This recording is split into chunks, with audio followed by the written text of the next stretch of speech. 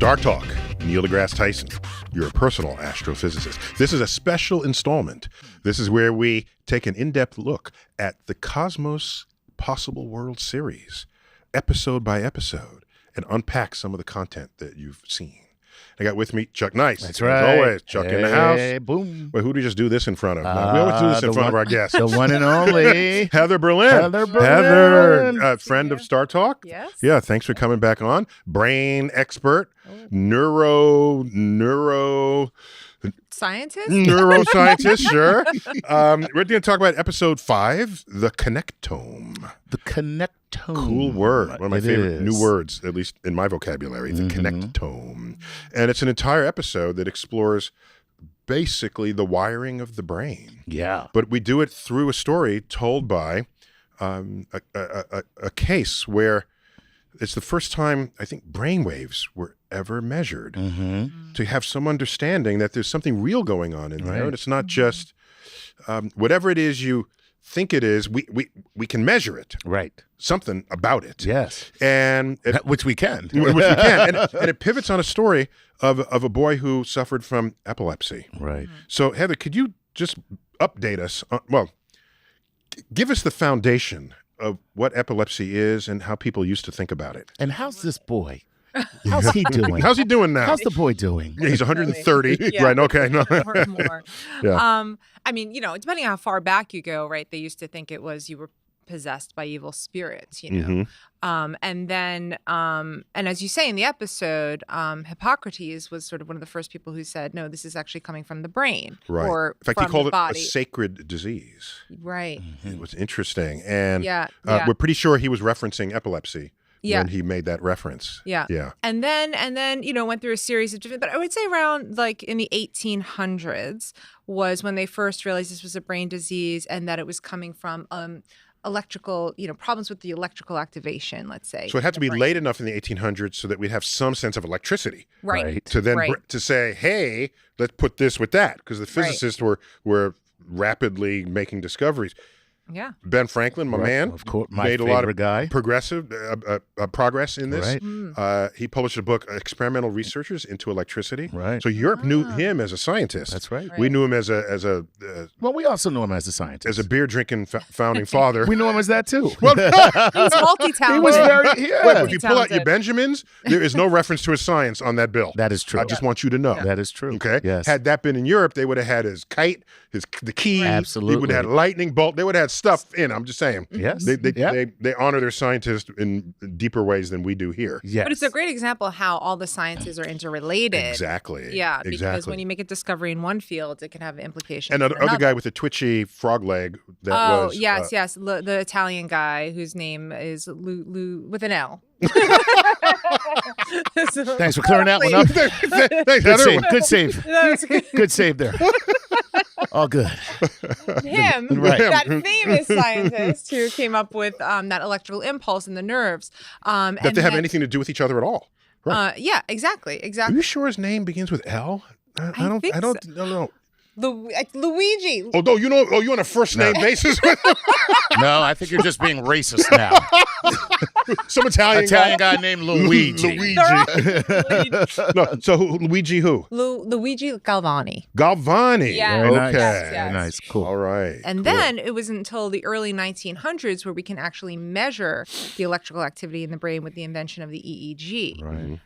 Which Electroencephalograph. Okay. Yes, encephalograph. Exactly. And so we still use that technology today to diagnose epilepsy. I mean, there's some other ways that we can look at it, but that is sort of the gold standard still. I mean, it's a more advanced EEG system, but we're still measuring the electrical activity in the brain. More advanced is because we can measure now lower level activity or more precision, or is our ability to interpret better, or we can localize it in the brain better? Is it all of the above? All of that. It's all of the Wow. above. Okay. Yeah. And then we combine that with other with neuroimaging, where we can actually look inside the brain and do CT scan or an MRI, and to see if there's any lesion in the brain that can be, let's say, the focus of the epileptic. So you have to know what the brain should look like without the lesion. Right. Right. So you've done this on normal patients, presumably, or unafflicted patients. Yeah, you have healthy controls, let's call Who them, agree to this? to have their brains looked at. Yeah. You can have it as a screensaver. I mean, it's cool to have a picture It's a of your nice brain. parting gift. Yeah. You know? We're going to zap you and take a look at your brain. But listen, we're going to give you a picture of it. So what causes it? That's an interesting question. There are a number of different what we call Just to check, etiologies. when a scientist said that's an interesting question, it means they don't have the answer. That's Just right. so you know. That's right. Okay. There's lingo. That's Very nice. Okay, good. let's Yeah, try yeah, this yeah. again. We'll get it. So now, That's a completely uninteresting question. that means they really don't know. That's even better. That's even better. Let's roll the tape and do it again. So what Heather, causes it? Nobody wants to talk about that. Heather, what?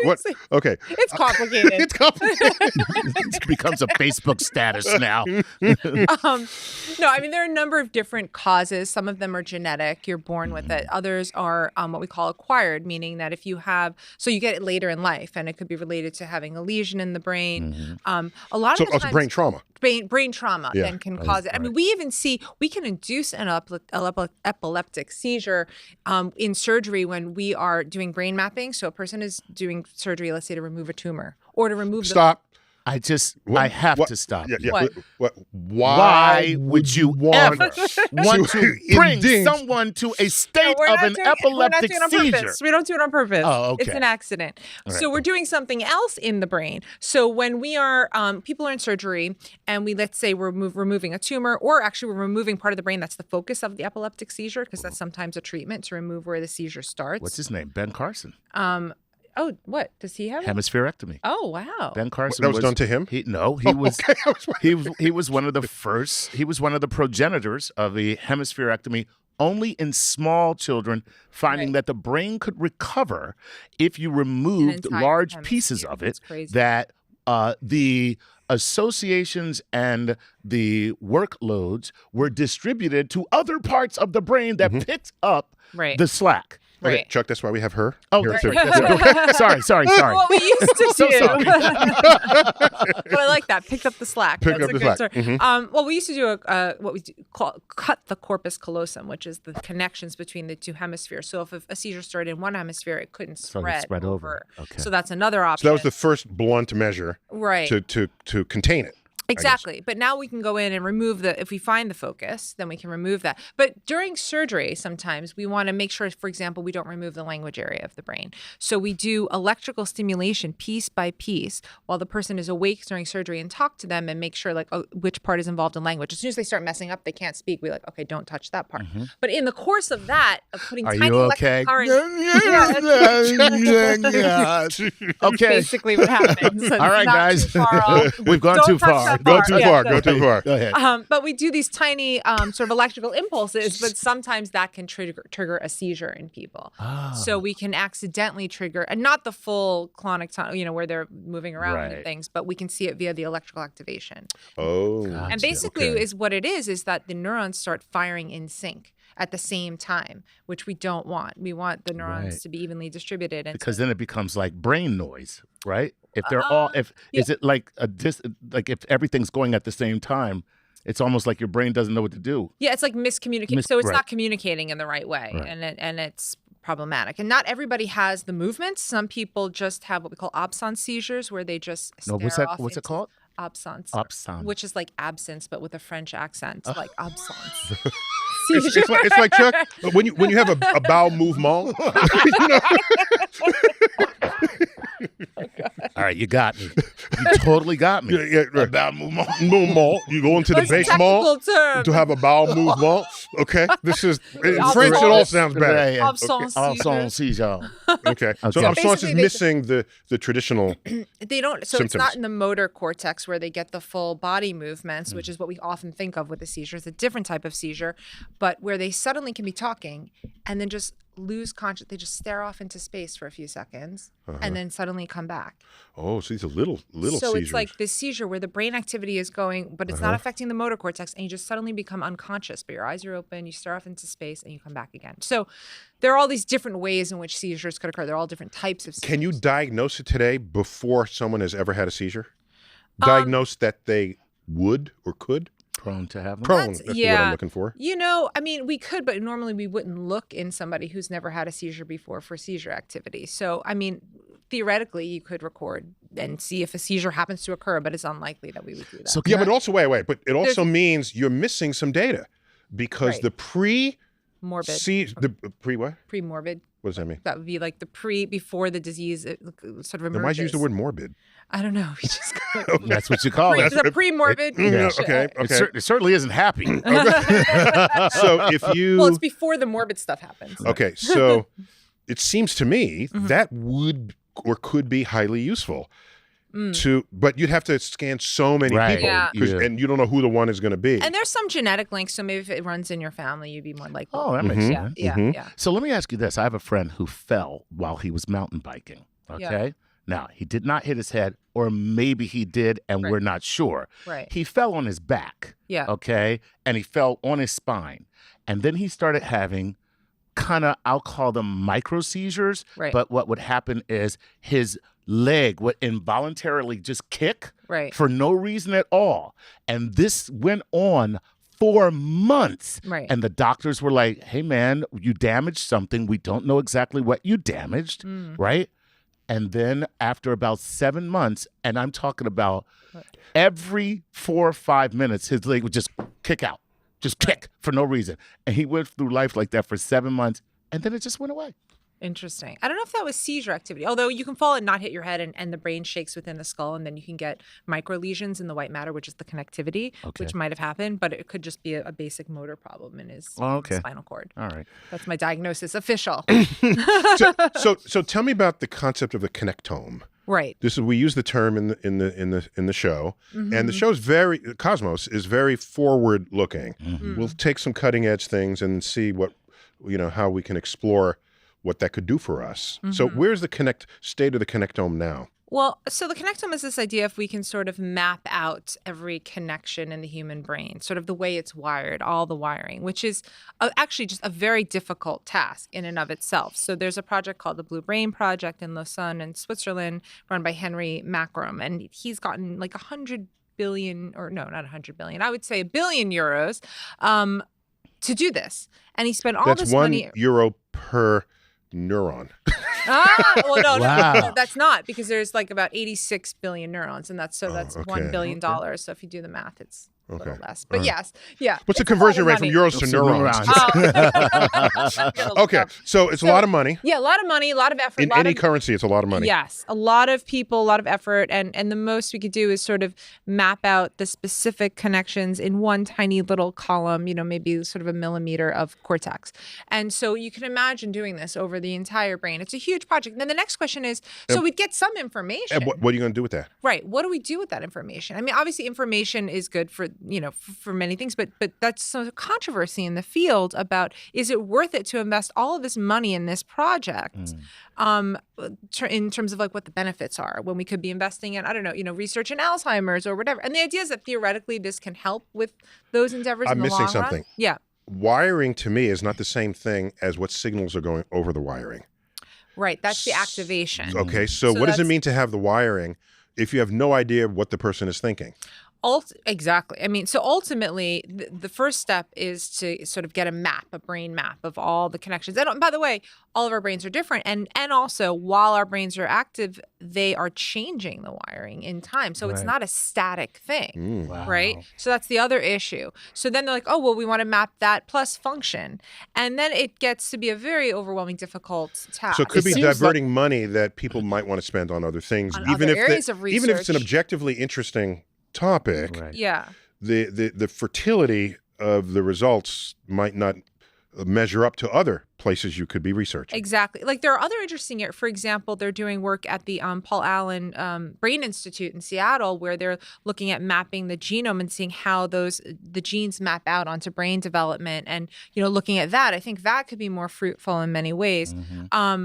But so I think, there are pluses and minuses with it. It's not, I wouldn't say it's a bad endeavor, but it's just a question of resources and how much are we going to put towards it. It kind of seems like they should be spending money on better ways of seeing into the brain. Right. Because that will solve the issue that you're talking about. You know what it is? Ironic. So it actually relates to some of the things you often say about like invest in research in NASA because those discoveries are going to be related to other things. So some of the research you're doing to figure out the connectome is actually related to developing new techniques to look into the brain and looking at it at the micro scale. These are the off-ramps from that same line of research. Right. So in that way, that is a benefit. Yeah. That's an off-ramp you didn't even see was coming until it's there in front of you. Right. And it's, and by the way, I mean, that could revolutionize it because let's say, for instance, you come up with the means of looking into the brain that is democratized so that it's not as much money to look into everybody's brain. Now you can start to actually get a better sense of what that map is. And they actually have this video game where people can play that adds the data to it. I think it's called like Minecraft. I'm pretty sure it's called Minecraft.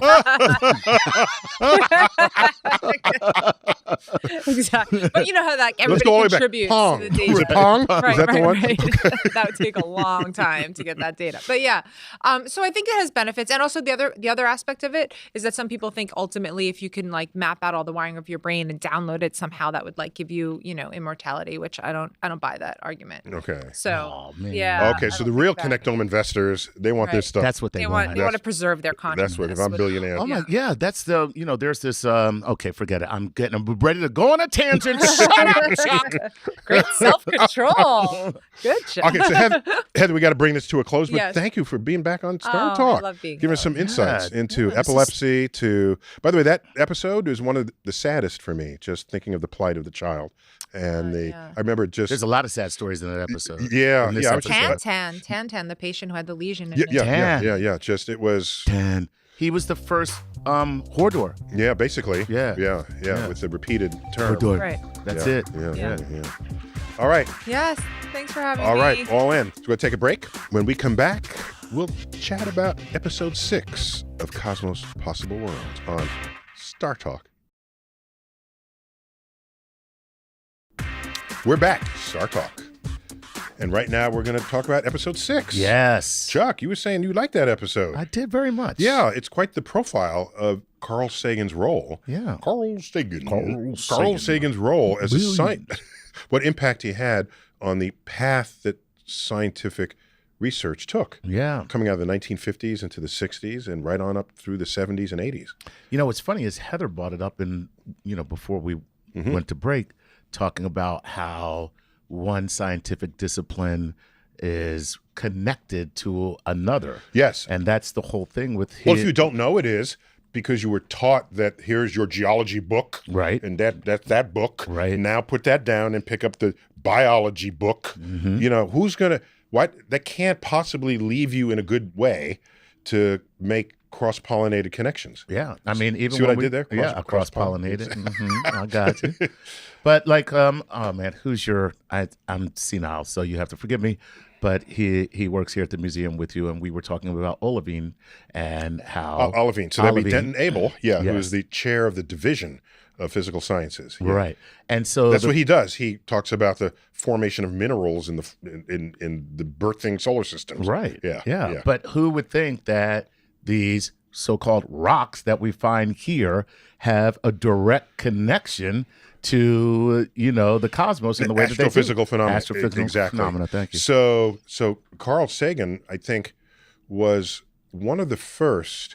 There are terms we have today that we just take for granted. Right? These are words stapled together that you don't even hear as stapled together anymore. Okay. Right. So astrobiology. That's two different fields. Two different fields coming together. Yeah. Two different. Astrophysics. Astrophysics. Actually, that came first. Okay. We got that one first. Right. That's back in late 1800s. Right. Astrogeologist. Yeah. Astrogeology, biogeology, right. All of these terms are the tacit recognition that creative juxtaposition of discoveries can lead to a whole other discovery that would otherwise be completely impossible because no one's stovepipe will ever go there. Right. That's what that is. So what do you think of the animations? You have... Oh, I loved it. I mean, what I like about it is the fact that it brings me into the story in ways I otherwise would not be. You know, and sometimes I find myself looking at the animation and going, "Oh!" Well, the thing is, you know, the pedigree of that animation comes from the fact that Fox, which was acquired, the Fox Animation Studios, along with 20th Century Fox and 21st Century Fox, were all acquired by Disney. Ooh. Okay, but they were all under the same house in a family that included National Geographic. So we have Cosmos airing on National Geographic in collaboration with Fox talent that come from their animation studios. Right. So we didn't have to shop hard to find people who would have the talent to do this. Yeah. And something I always liked about the animation is, if you look at the facial expressions and just gestures of the eyebrows and the cheeks, there's very subtle movement. Oh, yeah. It speaks volumes. It speaks volumes. Yeah. You're feeling the characters, even though they're like animated. Yeah. You know, when you think of animation, you think of like Bugs Bunny or cartoons and things, no. not as a serious medium to communicate That's historical drama. That's why I say sometimes they'll do something in the animation and I react to it as if I'm watching people, you know. The and actual I feel, people. I feel kind of silly. I really do. You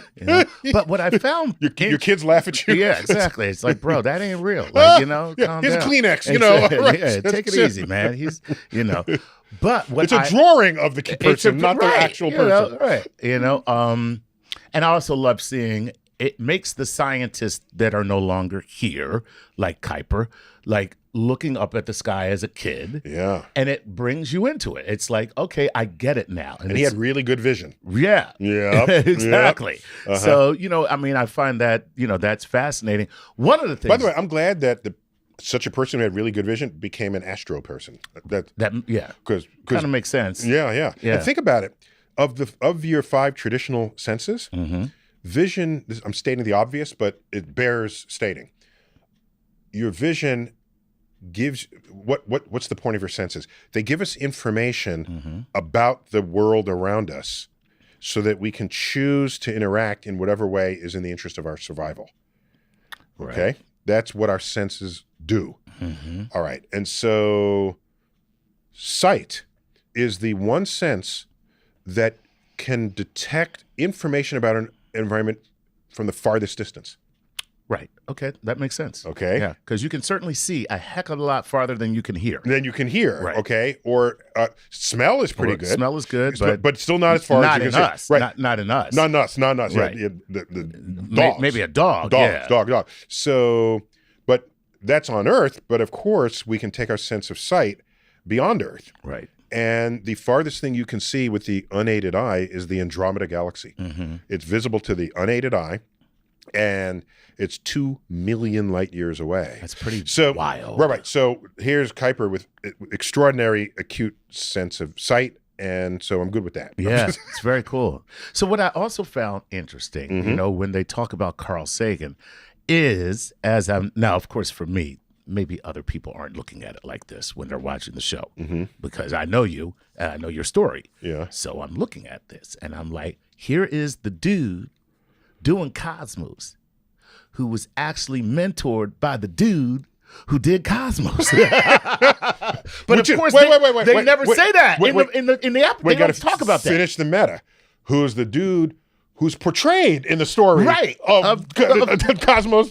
Exactly. Right. It's super cool though. I'm like looking at you and I'm like, people, I don't know if you want to tell the story, but you know, your actual interaction and intersection with Carl Sagan is pretty cool story. Well, we told it in Cosmos 2014, but maybe not everyone saw that one section of one episode of that series 6 years ago. Right. But I'm happy to tell it again. Yeah. Let me tell it again. I think it's great. And by the way, I think it's part of the entire profile of his character. Yes. And so, how you broke his heart.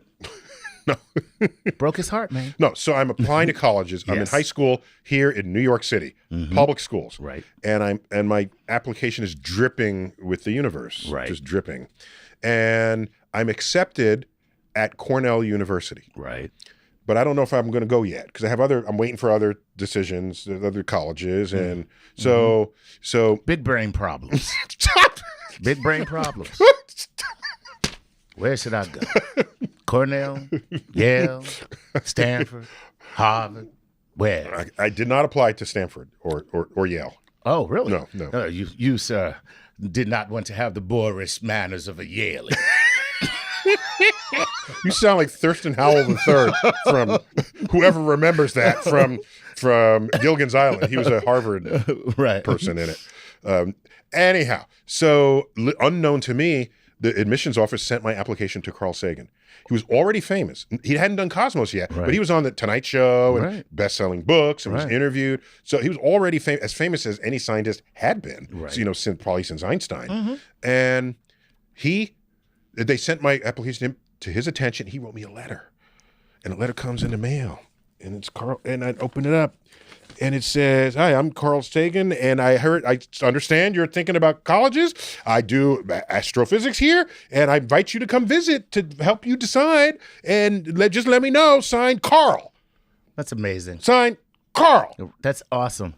And I get the letter, and it's like, and Mom and Daddy, bap, deep, dap, dap. And so, should I go? And this is New York City. He's in Ithaca, New York. It's a 5-hour bus ride or so. Yeah. And so I arranged the visit. We arranged the visit, and I go. And he meets me in the front of his building. This is on a Saturday. He's there. Wow. Okay? And he's taking me gives me a tour of the lab, and I'm in his office. And he's sitting, I'll never forget this, Chuck. I'm sitting across from his desk, and he doesn't even look. He reaches back, grabs a book, and it's one of his books that he wrote. Didn't even look. Yo, this is like the no-look pass in basketball. Right. This is a no-look grab. Just grab anything. It's a book he wrote. Anything behind me is something I wrote. Okay. Pulls it out, signs it to me. I still have that book. Okay. Signed, to Neil, future astronomer. Okay. Signed, Carl. All right. So. Should have signed an intellectual gangster, because that is gangster. Let me just reach back here and grab anything. And, what do you know? It's just a book I wrote. Look at that. I just reach behind me, and anything I pick is a book. Here you go. This is for you.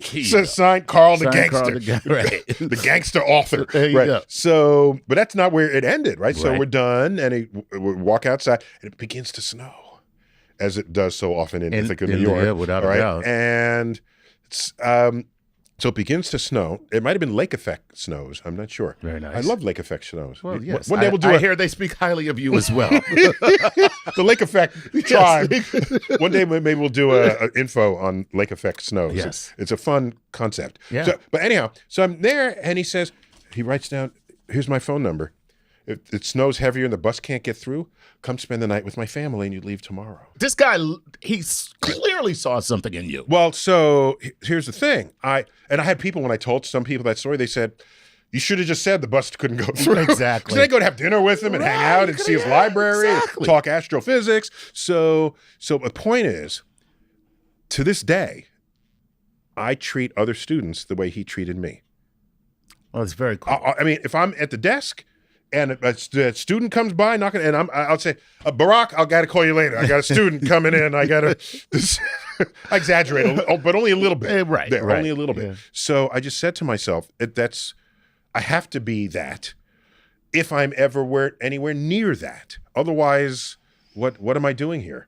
So good for you. So there's a passing of the torch. Yeah. I think he understood the value of not only education in general, but the value of a mentor to a student. Was that experience the single greatest influence to causing you to become now probably the world's most renowned science communicator? And I say that objectively, not as... Even though we sign your paycheck. Well, yes. That's why I had to say I say it objectively. Because perhaps I could have a bias or reason for bias. Just disclose the possible sources of bias. Exactly, yes. Okay. So full disclosure. It's just full disclosure. Chuck is a wholly owned subsidiary of StarTalk Radio. So, but yes. No. Actually, you're only partially owned. You got your own. I got a bunch of other crap. Great, which is always great. So I would say it influenced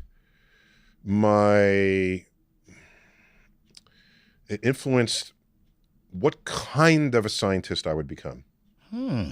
Interesting. And I think back on it. And now I'm behind my desk.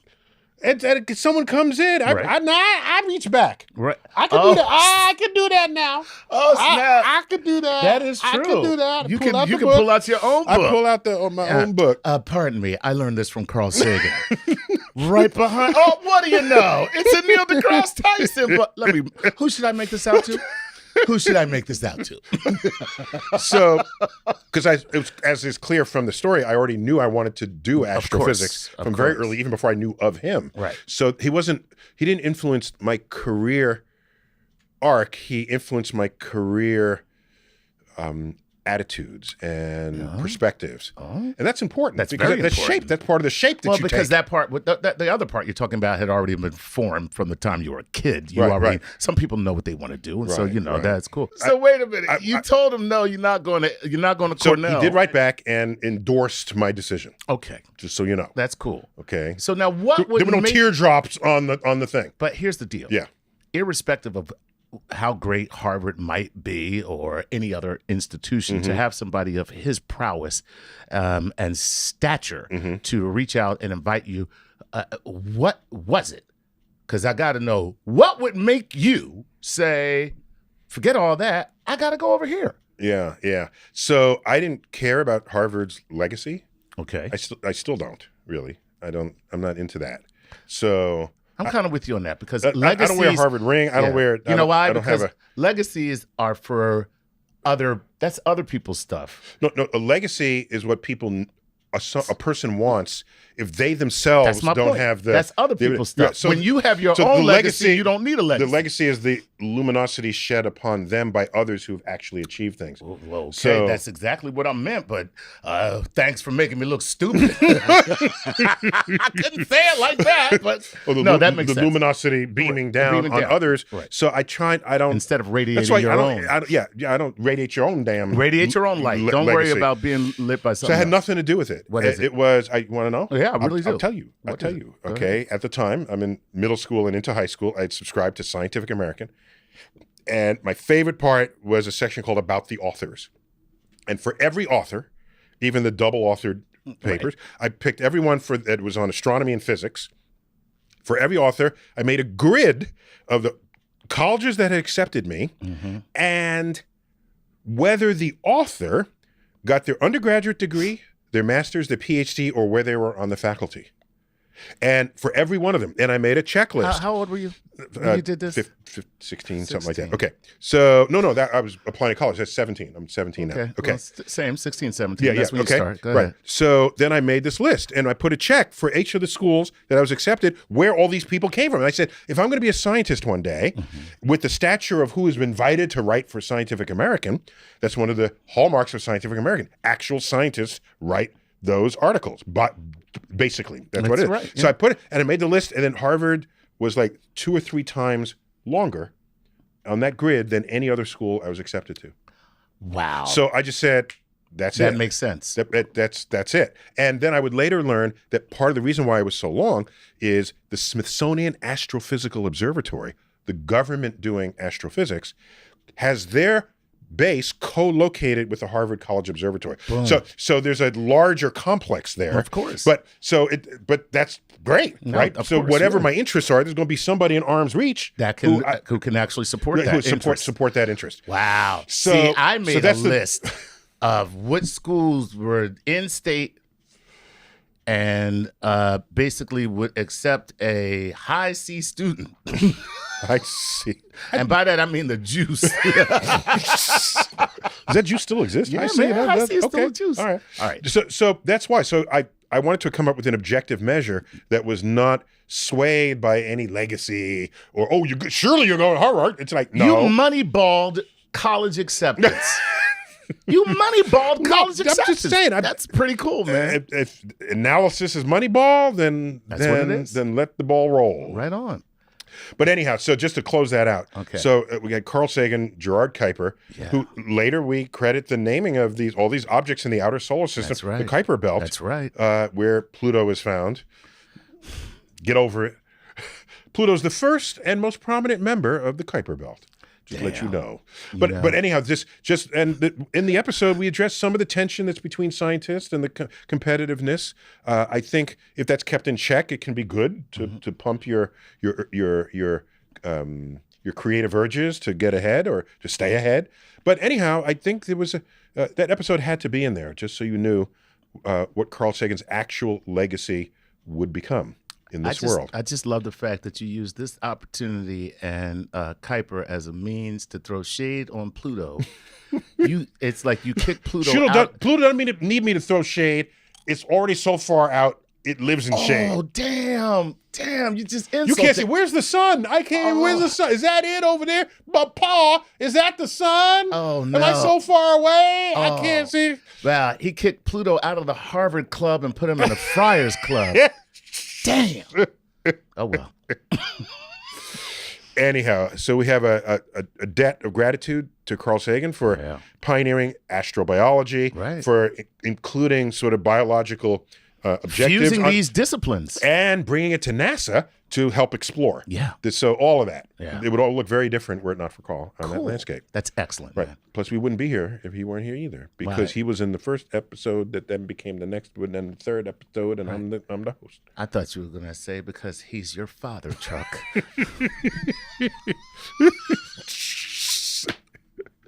Carl is your father. Anyhow, that's... When you start referencing Star Wars, it's time to end the segment. All right. Chuck, we got to end this episode. All right. That was just episode 6. Next week, episodes 7 and 8, when we take a look at in-depth behind-the-scenes discussion of what went into making the cosmos.